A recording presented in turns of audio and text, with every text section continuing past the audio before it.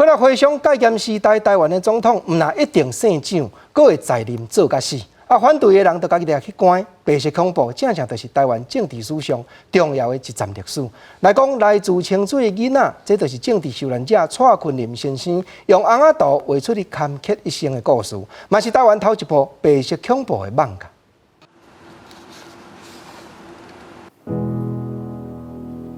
来自清水的囡仔，讲的是白色恐怖受难者蔡坤林一生的故事，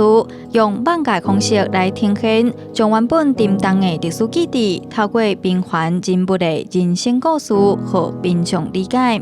我们觉得漫画其实是比起像是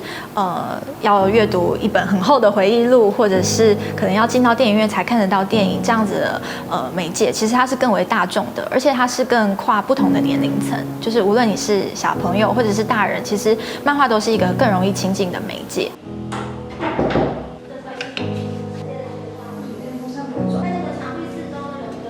蔡坤林讲，从来无想过家己会变成漫画主角，头一眼看到漫画，嘛甲伊所想的真无共款。我人遐尼缘投无咧，我是咧唔食囡仔吼，是干那较爱美淡出来读书咯，啥物啦吼。面对人总是真谦虚，嘛讲家己无偌了不起。伊搁较希望的是，甲发生伫伊身躯边重要的人事物，小解互大众知影。我一定爱互咱新生代的少年人爱知影，讲迄当时的20岁囡仔，迄阵时的18岁囡仔是虽然无即阵的囡仔遮尔讲有世界观，有丰富的知识，竟是也袂晓拍电脑啊，但是因的纯情，因的热情是